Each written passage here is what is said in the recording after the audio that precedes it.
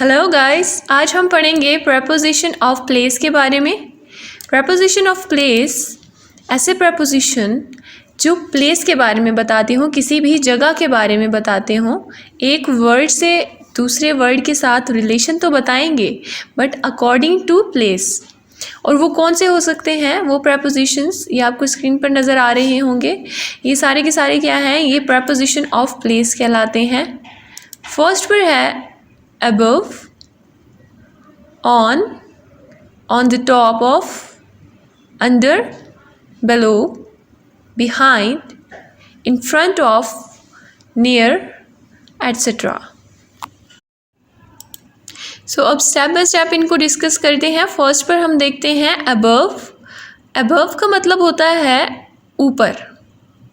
अब ऊपर किस सेंस में, इस सेंस में हम above यूज़ करेंगे जब ऊपर, क्या मतलब एक चीज़ के ऊपर ही दूसरी चीज़ होगी ना, यानी कि दो चीज़ें होंगी, दो ऑब्जेक्ट्स होंगे, जो एक ऑब्जेक्ट के ऊपर दूसरा ऑब्जेक्ट होगा बट वो आपस में टच नहीं कर रहे होंगे एक दूसरे को। When two objects are not touching, उस सिचुएशन में हम यूज़ करेंगे above for preposition for place, जो कि एक प्रपोजिशन ऑफ प्लेस है अबव। जैसे कि for example the pictures are above the couch, यानी कि पिक्चर्स तस्वीरें अबव ऊपर हैं, किसके, काउच, सोफ़े के ऊपर तस्वीरें हैं। लेकिन अब यहाँ पर अबव जो यूज़ हुआ है इसका मतलब ये नहीं है कि सोफ़े के ऊपर रखी हुई हैं, नहीं, सोफ़े के ऊपर यानी कि किसी वॉल पे लगी हुई हैं, उसके ऊपर हमें नज़र आ रही हैं। इस सेंस में हमने क्या यूज़ किया है, अबव यूज़ किया है। इसी तरह सेकंड पर है ऑन। ऑन का मतलब होता है पर। ऑन जो है ये एक प्रपोजिशन ऑफ प्लेस है। पर यानी कि a small thing on the surface of a big thing. अब पर हम किस सेंस में यूज़ करेंगे, ये ऑन हम उस सेंस में यूज़ करेंगे। अब देखें, एक चीज़ पर ही दूसरी चीज़ है ना, यानी कि दो चीज़ें तो हैं।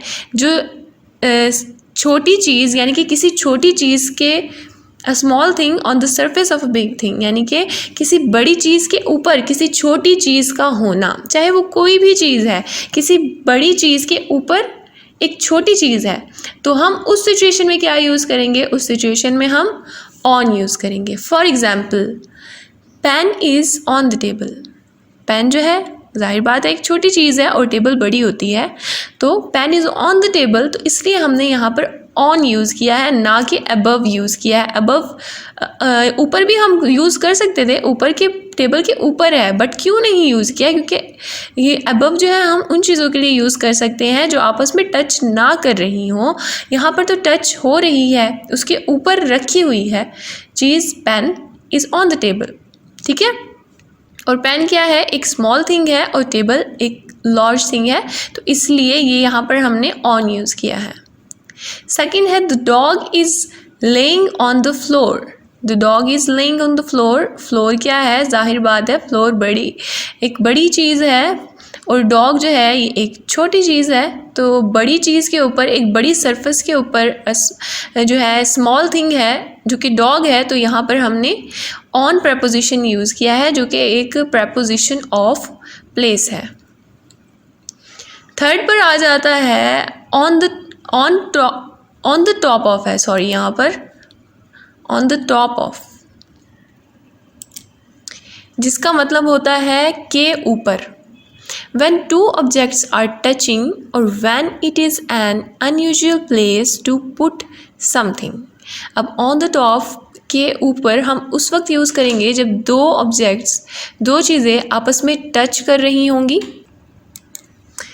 और when it is an unusual place, इसका मतलब ये हुआ, यानी कि एक चीज़ दूसरी चीज़ के ऊपर तो रखी हुई है, एक ऑब्जेक्ट दूसरी ऑब्जेक्ट पर है, के ऊपर है, लेकिन एक अनयूजुअल प्लेस है, यानी कि अपनी सही जगह पर नहीं है।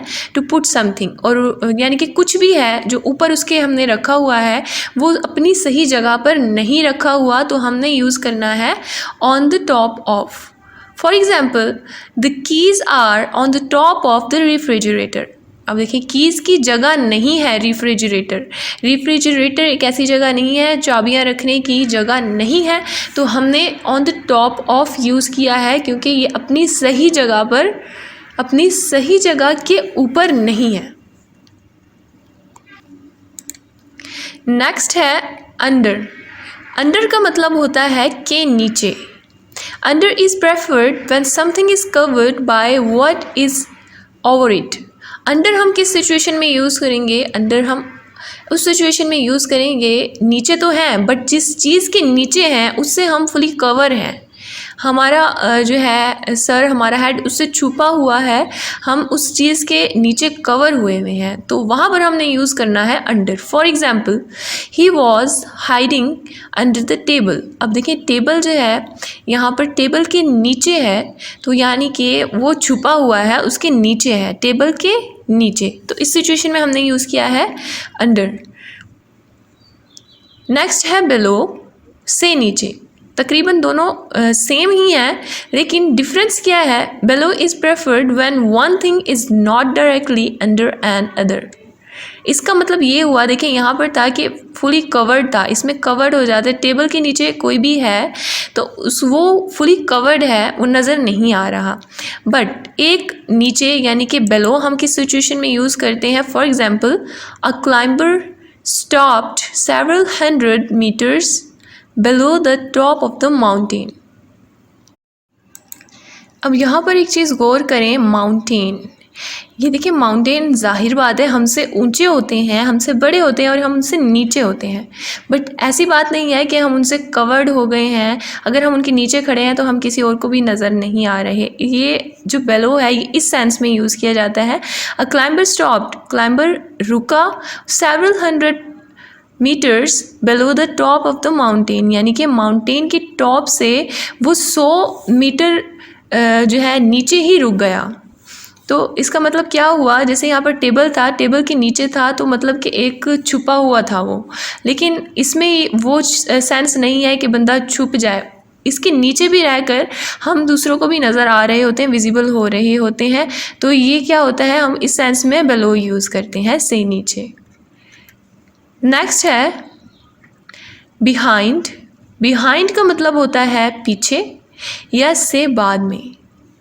Eight or towards the back of something, something and often hidden by it or them. At or towards the back of something यानी कि किसी भी चीज़ के पीछे होना, something and often hidden by it or them, यानी कि जब हम किसी भी चीज़ के पीछे होते हैं तो मोस्टली क्या होता है, बिहाइंड हम यूज़ करते हैं, यानी कि छुपा हुआ होना, छुपे होते हैं जब हम पीछे होते हैं किसी के।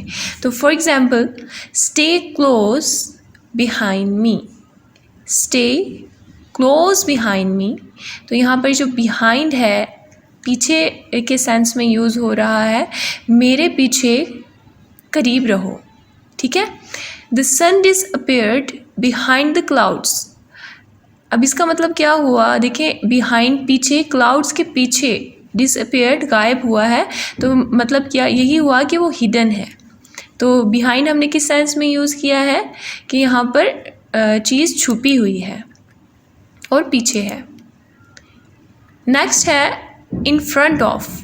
इन फ्रंट ऑफ का मतलब होता है के आगे या के सामने।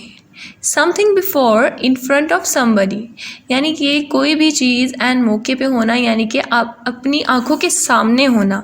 कोई भी चीज़ अपनी आंखों के सामने हो रही है तो हम क्या प्रपोजिशन ऑफ प्लेस यूज़ करते हैं, हम यूज़ करते हैं इन फ्रंट ऑफ।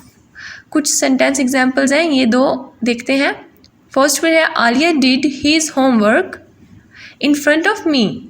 आलिया ने अपना होमवर्क किया इन फ्रंट ऑफ मी, यानी कि मेरे सामने या फिर मेरे आगे। ही परफॉर्म द शो, उसने शो परफॉर्म किया इन front of an audience, audience के सामने या ऑडियंस के आगे। Next is near.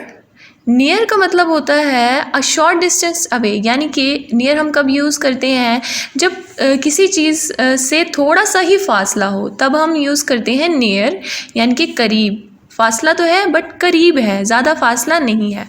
For example his house is very near, इसका घर बहुत करीब है। तो हमने क्या यूज़ किया है यहाँ पर, नियर यूज़ किया है, जो कि एक प्रपोजिशन ऑफ प्लेस है। ओके गाइस, इस वीडियो में हमने देखा कि प्रपोजिशन ऑफ प्लेस क्या होता है, इसको हमने ब्रीफली डिस्कस किया है। आई होप गाइस आप लोगों को समझ आया होगा कि प्रपोजिशन ऑफ प्लेस क्या होता है। ये स्टेप बाय स्टेप हमने सारे प्रपोजिशंस डिस्कस किए हैं। अगर आपका अभी भी कोई कन्फ्यूजन है इसको लेकर तो आप कमेंट बॉक्स में पूछ लिया करें, आपको जवाब ज़रूर दिया जाएगा।